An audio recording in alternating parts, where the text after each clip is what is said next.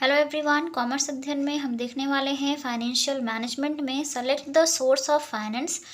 Financial management में जो capital structure topic है जिसको हमने डिस्कस किया था प्रीवियस वीडियोस में, तो कैपिटल स्ट्रक्चर क्या होता है? लॉन्ग टर्म सोर्सेस होते हैं जिनका एक प्रोपोर्शन डिसाइड कर दिया जाता है कि इस सोर्स से इतना कैपिटल अमाउंट कलेक्ट किया जाएगा, फाइनेंस कलेक्ट किया जाएगा इस सोर्स से। तो इस वीडियो में हम वही देखेंगे, select the source of finance. तो फाइनेंस को कलेक्ट करने के लिए जो सोर्स होता है उस सोर्स को कैसे सेलेक्ट किया जाता है, किन पॉइंट्स को ध्यान में रखा जाता है ताकि अच्छे से एक एडवांटेजियस सोर्स को सेलेक्ट किया जा सके और वहाँ से फाइनेंस कलेक्ट किया जा सके आसानी से। ठीक है, तो इस वीडियो में हम इसको डिटेल में समझेंगे, तो बने रहिएगा वीडियो के साथ एंड तक। स्टार्ट करते हैं इस वीडियो को और देखते हैं क्या चीज़ें हैं।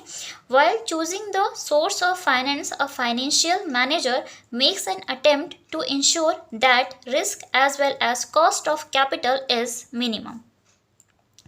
जब कभी भी होता क्या है कि अगर जो भी फाइनेंशियल मैनेजर होते हैं, जो भी फाइनेंशियल मैनेजमेंट डिपार्टमेंट होता है, उसमें जो इसके हेड होते हैं वो होता है फाइनेंशियल मैनेजर। उनका काम क्या होता है? फाइनेंस को हैंडल करना। फाइनेंस मीन्स पैसों से संबंधित जितनी भी चीज़ें होती हैं, जो भी काम होता है, जो फंड होता है, जो कैश है, फंड है, ठीक है, ये कैपिटल अमाउंट है, कुछ बजट से रिलेटेड बातें हैं, कहाँ पर कितना अमाउंट किस मात्रा में खर्च करना है, यूज़ होना है, कहाँ से कितना फंड कलेक्ट करना है, ये सारी चीज़ें क्या होती है वो फाइनेंशियल मैनेजमेंट में हैंडल की जाती हैं। ठीक है, कि इन सारे कामों को वहाँ पर किया जाता है। तो जो फाइनेंशियल मैनेजर होते हैं, जब कभी भी उन्हें सोर्स के बारे में जानना होता है या किसी ऐसे सोर्स के बारे में चूज़ करना होता है कि कौन सा सोर्स फाइनेंस के लिए ज़्यादा इफ़ेक्टिव होगा, उसके लिए वो क्या करते हैं, कुछ पॉइंट्स को ध्यान में रखते हैं। किसके लिए? सोर्स ऑफ फाइनेंस को डिसाइड करने के लिए, सेलेक्ट करने के लिए किन पॉइंट्स को ध्यान में रखेंगे? Ensure that risk as well as cost of capital is minimum. Finance का जो सोर्स हो वो सोर्स ऐसा होना चाहिए जिसमें क्या हो, बहुत कम रिस्क हो, साथ ही साथ उसकी जो कॉस्ट ऑफ कैपिटल हो वो भी बहुत कम हो, मिनिमम हो। ठीक है, अब ये जो कॉस्ट ऑफ कैपिटल है इसको भी प्रीवियस वीडियो में मैंने डिस्कस किया था, क्योंकि जब आप फाइनेंशियल मैनेजमेंट पढ़ेंगे तो वहाँ पर ये पॉइंट आपको देखने को मिलेगा कि कॉस्ट ऑफ कैपिटल क्या है। जो आपका ये कैपिटल स्ट्रक्चर चैप्टर है या कैपिटलाइजेशन चैप्टर है, इसमें आपको ये बहुत ज़्यादा देखने को मिल सकता है, इसलिए मैंने इसको पहले डिस्कस किया था ताकि आपको चीज़ें आसानी से समझ में आ जाए कि क्या कॉस्ट ऑफ कैपिटल क्या है। तो यहाँ पर भी मैं आपको बता दूँ क्या होता है कॉस्ट ऑफ कैपिटल। जैसे कैपिटल कलेक्ट करने के बहुत सारे सोर्सेस होते हैं ना, जैसे आप शेयर्स को इशू करके कैपिटल वहाँ से रेज कर सकते हैं, डिबेंचर्स को इशू करके कैपिटल अमाउंट रेज कर सकते हैं, बैंक लोन ले सकते हैं। ठीक है, तो होता क्या है कि कॉस्ट ऑफ कैपिटल, जो भी आप शेयर्स इशू करते हैं, डिबेंचर्स इशू करते हैं, जो भी इन्वेस्टर्स हैं या शेयर होल्डर्स हैं, डिबेंचर्स होल्डर्स हैं, तो उनको कुछ आप रिटर्न देते हैं। जैसे 10% आप डिविडेंड देंगे शेयर्स पे, या 5% इंटरेस्ट देंगे आप अपने डिबेंचर होल्डर्स को। तो वो जो 10% 5% रिटर्न आप दे रहे हैं ना अपने इन्वेस्टर्स को, शेयर होल्डर्स को, डिबेंचर होल्डर्स को, वो जो रिटर्न है वही होता है कॉस्ट ऑफ कैपिटल। मीन्स कि कैपिटल अमाउंट को कलेक्ट करने में कितना पैसा खर्च किया गया है as a rate of return जो इन्वेस्टर्स को दिया गया है। ठीक है, तो जो फाइनेंशियल मैनेजर होते हैं इन दोनों पॉइंट्स को ध्यान में रखते हैं कि जो भी वो सोर्स फाइनेंस के लिए सेलेक्ट कर रहे हैं वो पहले तो कम रिस्की हो और साथ ही साथ कॉस्ट ऑफ कैपिटल भी जो हो कम हो। ठीक है, for this purpose he has to answer the following questions. इस पर्पस के लिए मीन्स एक अच्छे सोर्स ऑफ फाइनेंस को सेलेक्ट करने के लिए वो कुछ क्वेश्चंस के आंसर्स को देखते हैं कि क्या चीज़ें होनी चाहिए, किन पॉइंट्स को ध्यान में रखना है। तो पहला है how much amount should be raised through issue of equity. तो सबसे पहले वो ये देखते हैं कि कितनी मात्रा में उन्हें क्या करना है, कैपिटल रेज्ड करनी है इक्विटी शेयर्स को इशू करके। ठीक है, कि इक्विटी शेयर्स कितने इशू किए जाएं कि वहाँ से उतना कितना कैपिटल अमाउंट रेज्ड होगा। ओके, जैसे कि अगर 1 लाख उन्हें कैपिटल अमाउंट चाहिए तो उसके लिए कितने नंबर ऑफ़ शेयर्स इशू करने हैं। अगर 1 लाख कैपिटल फुलफ़िल करनी है, 100 रुपये वाले अगर आपके शेयर्स हैं तो 1000 शेयर्स इशू करने होंगे जहाँ से आपकी अमाउंट फुलफिल होगी कैपिटल की, 1 लाख अगर चाहिए तो, ठीक है। Second, how much amount should be raised through issue of preference shares capital. हम सबको पता है कि 2 तरह के कैपिटल होते हैं, एक होता है इक्विटी शेयर जिसको इशू करके आप इक्विटी कैपिटल प्राप्त करते हैं, दूसरा होता है प्रेफरेंस शेयर्स जिसको प्रेफरेंस शेयर्स को इशू आप जब करते हैं तो पब्लिक से जो भी पैसा मिलता है शेयर्स का वो उससे क्या बन जाता है, प्रेफरेंस शेयर्स कैपिटल आती है।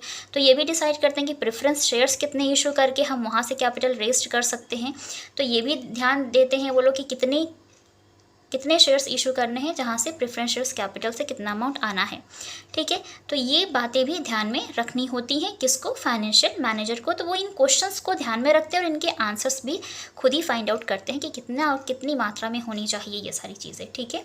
How much amount should be raised through debentures and other long term debts. साथ ही साथ वो इस पॉइंट को भी ध्यान में रखेंगे कि अगर एडवेंचर्स जो डिवेंचर्स होते हैं जिसको ऋणपत्र बोलते हैं आप, अगर इनको इशू करना है तो यहाँ से कितना अमाउंट आना है, ठीक है। लॉन्ग टर्म डेट्स मतलब अगर किसी बैंक से लोन लेना है लंबे टाइम के लिए, लॉन्ग टर्म लोन लेने हैं तो उसका अमाउंट कितना होना चाहिए, कितनी मात्रा में हमें वहाँ से अमाउंट मिलेगा जिससे कैपिटल अमाउंट रेज्ड होगी, ठीक है। तो ये सारी चीज़ें ये वहाँ से इतना अमाउंट उठा सकते हैं, तो ये सब डिसाइड वो पहले कर लेते हैं कि कहाँ से हमें कितना अमाउंट उठाना है चाहिए और उसके अकॉर्डिंग ही ये काम करते हैं, अपने शेयर्स को इशू करेंगे, डिबेंचर्स को इशू करेंगे या फिर किसी फाइनेंशियल इंस्टीट्यूशन से लोन उठाएंगे, ठीक है।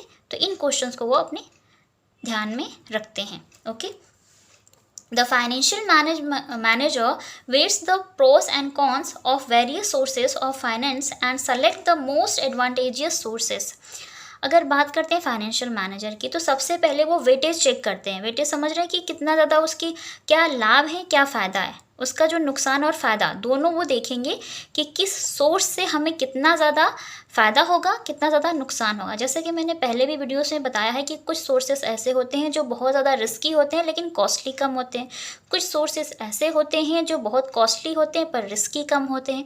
तो उन सारी चीज़ों को उसके pros and cons, pros cons का मतलब होता है कि उसके फ़ायदे और नुकसान को ध्यान में रख करके काम करते हैं, ठीक है। प्रोस में होता है फ़ायदा, कॉन्स में होता है नुकसान, ठीक है। तो कौन सा सोर्स उससे कितना ज़्यादा उन्हें क्या फ़ायदा हो सकता है, क्या नुकसान हो सकता है, इन बातों को ध्यान में रख करके ही वो एक लाभदायक स्रोत का निर्धारण करते हैं, उसको डिसाइड करते हैं कि हाँ कौन सबसे ज़्यादा सोर्स है जो उनके लिए एडवांटेजियस सोर्स होगा फाइनेंस का, ठीक है। तो इन पॉइंट्स को ध्यान में रखते हैं। And the selection also depends on various internal and external factors. अब कुछ फैक्टर्स ऐसे होते हैं जो कि डिपेंड करते हैं इंटरनल और एक्सटर्नल फैक्टर्स पे। जब भी आप सेलेक्ट करेंगे एक बेस्ट सोर्स ऑफ फाइनेंस को सेलेक्ट करेंगे ना, तो वहाँ पर आप अपने बिजनेस के अंदर क्या चीज़ें हैं कैसी हैं उनको भी ध्यान देंगे, मार्केट में क्या चीज़ें कैसी हैं, मीन्स आपके इन्वेस्टर्स कैसे हैं, आपके कस्टमर्स किस टाइप के, आपका बिजनेस किस टाइप का है, ठीक है। तो वो अलग अलग डिपेंड करेगा अलग अलग टाइप्स के बिजनेस के लिए या सेम बिजनेस के लिए। तो ये सारे फैक्टर्स भी मैटर करते हैं सिलेक्शन के टाइम। अगर एक अच्छा best advantageous source of finance decide करना होता है फाइनेंशियल मैनेजर को, तो वो इन पॉइंट्स को ध्यान में रख करके डिसाइड करते हैं। मुझे यकीन है आपको ये सारे पॉइंट्स क्लियर हो गए होंगे। ये पॉइंट्स बताना इसलिए इम्पॉर्टेंट था क्योंकि जो फाइनेंशियल मैनेजमेंट आपका सब्जेक्ट है उसमें जो ये टॉपिक है पूरा कैपिटल स्ट्रक्चर का, ये सारे पॉइंट्स छोटे छोटे हैं लेकिन कहीं ना कहीं बहुत ज़्यादा इंपॉर्टेंट हैं, ठीक है। तो अगर मैं आपको अच्छे से समझा पाई हूँ तो कमेंट सेक्शन में कमेंट करके ज़रूर बताएं। वीडियो अच्छा लगा तो लाइक करें, फ्रेंड्स के साथ शेयर करें ताकि उनकी भी हेल्प हो पाए। चैनल पर नए विजिटर हो तो चैनल को सब्सक्राइब कर लें, बेल आइकन को प्रेस कर लें ताकि आने वाली वीडियोस की नोटिफिकेशंस आपको टाइम पर मिलती रहे। ज़्यादा इन्फॉर्मेशंस के लिए और अपने डाउट्स को क्लियर करने के लिए आप मुझे इंस्टाग्राम पर डायरेक्ट मैसेज भी कर सकते हैं। इंस्टाग्राम का लिंक आपको डिस्क्रिप्शन बॉक्स में मिल जाएगा और फाइनेंशियल मैनेजमेंट की जो प्लेलिस्ट है उसका लिंक भी आपको डिस्क्रिप्शन बॉक्स में मिल जाएगा। वहाँ से आप आसानी से जितने भी वीडियोस अभी तक अपलोड हैं आप उनको आसानी से देख सकते हैं। किसी भी टॉपिक पर आपको वीडियो चाहिए तो आप मुझे कमेंट करके बताएं। मैं पूरी कोशिश करती हूँ कि आप सबकी जो भी रिक्वेस्ट है मैं जल्दी से जल्दी और अच्छे तरीके से कंप्लीट करूँ। आज की वीडियो में इतना ही, मिलते हैं नेक्स्ट वीडियो में। तब तक के लिए take care and thank you so much for watching this video.